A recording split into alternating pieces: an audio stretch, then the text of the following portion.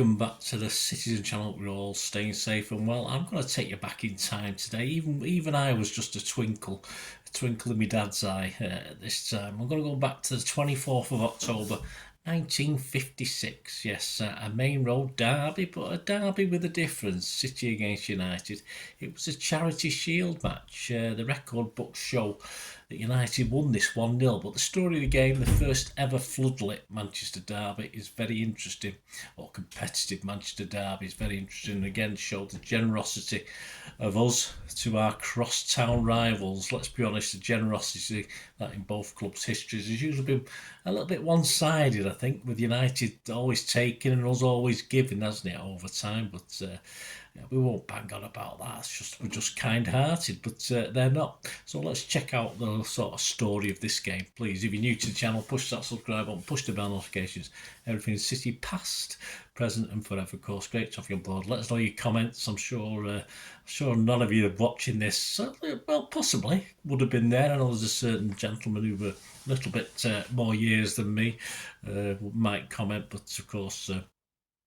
Or your dads, your granddads might have been there and told you about this game. But yeah, we'll just have a quick look at all the events around it and a little look at how they scraped the 1-0 victory. So please leave us your comments, and of course I will respond or give you a thumbs up if need be. You can give me a little thumbs up for this vlog. It'd be much appreciated. And of course, if you check the channel out, there's lots of stuff on film and TV as well. So if that's of any interest, or you know somebody might be interested, please point them in my direction. Yeah, it wasn't a curtain raiser. It wasn't played before the season, this one. It was played at the home of the champions usually as well. But this was played at night. It was a Wednesday night. And because a certain Old Trafford didn't have any floodlights, yes, we played it at Main Road. United had run away with the First Division title the previous season. They'd won it by 11 points clear of Blackpool and Wolves, and we'd finished a respectable fourth as well. But of course, to enter the Charity Shield, they won the league. We'd won the FA Cup, of course, 3-1 against Birmingham, that very famous one with Mr. Bert Troutman, we will talk about in a moment. As far as Charity Shields were concerned, United had won 3 by then, and we just won the 1, so they were a little bit ahead of us. And the season so far, yeah, because I say it was already going ahead. United were again leading the pack, had played 13 with an impressive 22 points. Don't forget, it was only 2 points for a win in those days, losing just 1 game. But we were struggling. We were struggling down in 20th on just 8 points. The bottom 2 got relegated, so we were just outside the relegation zone. And of course, we'd actually played United a month previously at Old Trafford and lost that one 2-0 as well. But things weren't great. Things weren't great around the club. Of course, Troutman still recovering from his broken neck in that FA Cup final, was unable to play for the first 4 months of the season, and we badly missed him. And to add to that, City kingpin, City legend, Don Revie, or Revie, whichever way you want to pronounce it, he wasn't too happy. He wanted away. He was on the transfer list. He wasn't happy playing under manager Les McDowell. And say he really wanted to move away from the club, and that did happen before Christmas. Troutman's replacement was a guy called George Thompson, but he picked up an injury in just the second game of the season.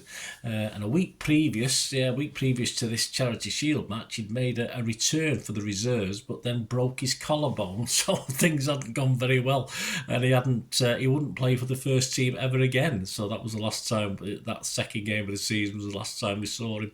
So we had a goalkeeper called, John, also known as Jack Savage. He stepped in until the welcome return of Bert Troutman in December. As I said, he was greatly missed, and we did struggle without him. The programme of the day, yes, that's it, this one here. So there we go. Great programme, fantastic. That's what inspired me to do this vlog. A recent purchase. If you watch my Not Got Now Got the Found World, you might stumble across that somewhere.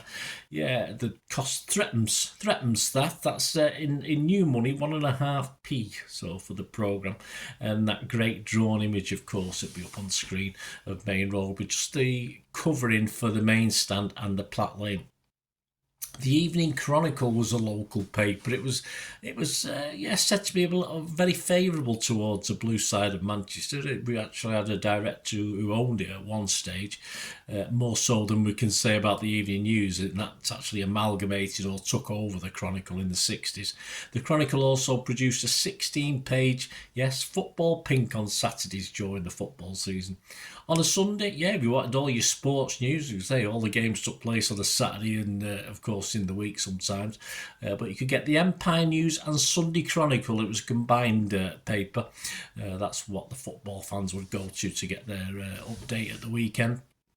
This paper actually became the news of the world in the early 60s, so there you go. Wonder what happened to that.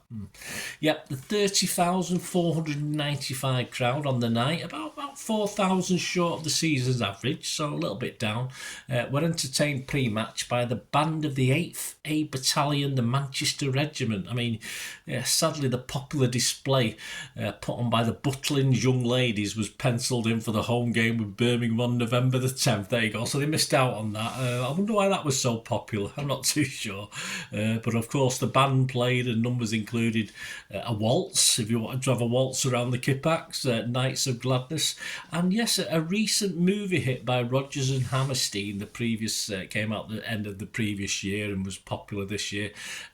Something called Oklahoma. So Oklahoma was also played by the band on the night. City fans, if you fancied the trip to Cardiff City on the 3rd of November, you'd have a late night. Yeah, the train, you would pay the princely sum of 25 bob, which was £1.25, and this departed from Manchester London Road at 11:50 p.m. on the Friday nights, and I think you got back on the early hours of Sunday morning as well. And if you wanted the closer trip to West Bromwich Albion on the 17th of November, that was just 10 shilling and 9pence, or 54p in new money, departing Manchester Mayfield. I'm not too sure where that was, you might do, at 10:40 a.m, so at least you didn't have to get up or stay up late for that one. And you had to return at 5:10 p.m. on the night of the game, so let's hope there was no injury time to be played or you'd be struggling to get back. The lineups for the game, John, Jack Savage, whichever you want to say, was City's keeper that day. Also for City, we had Bill Levers, Roy Little, Dave Ewing, Roy Paul, Roy Clark, Paddy Fagan, Jack Dyson, Joe Hayes, Bobby Johnston, Don Revie. Yes, he was still playing even though he was sulking. And the starting lineup for them lots down the road was Ray Wood, Roger Byrne, Bill Foulkes, Mark Jones, Eddie Coleman, Duncan Edwards, David Pegg, Johnny Berry, Tommy Taylor, Dennis Violet and Liam Whelan. Yeah, and generally it was an interesting game. David Gaskell actually came on as a substitute. Now, he made a substitute appearance. This was 10 years before we had substitutes, but this all boils down to us being nice to him again, doesn't it? Roy Wood was injured, their goalkeeper, or Roy Wood, nothing to do with Wizard, was injured during the first half and carried off, and Duncan Edwards actually took over in goal while United continued with 10 men. But during half-time, it was decided by then United manager, of course, ex-City legend Matt Busby, and the City manager Les McDowell, that a sub could take Wood's place. The referee decided to go along with the arrangement. There was no obligation to do so. It just wasn't done in those days. And Gaskell actually made a debut appearance for United in net, and he was just 16 years and 19 days old and just signed for United from Wigan Schoolboys. He'd attended the match as a fan, and as there was no reserve keeper allowed, Gaskell was pressed into service with borrowed kit, and no one on the ground had any idea who he was, because obviously he wouldn't do. He certainly wasn't on the team sheet. He was just used. So back with 10 men, well, let's say 10 men and a boy, United, through Dennis Violet, scored the only goal of the game in the 75th minute. But thanks to City's generosity, at least he had 11 on the pitch. If we hadn't allowed the sub, which we're entitled to do, it may have been City claiming that Charity Shield for a second time.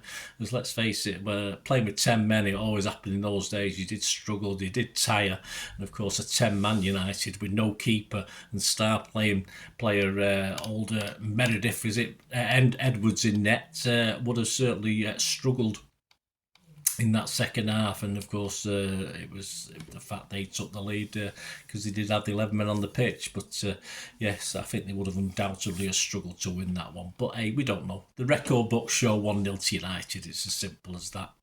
So there you go, guys. Hope you enjoyed that little story.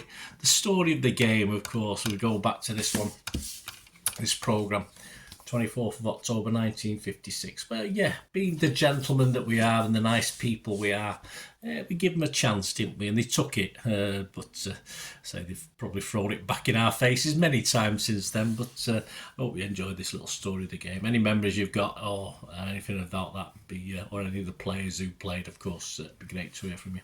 Till we meet again, that's one thing, don't I? Please stay safe, Blues. Come on, City. Bye for now.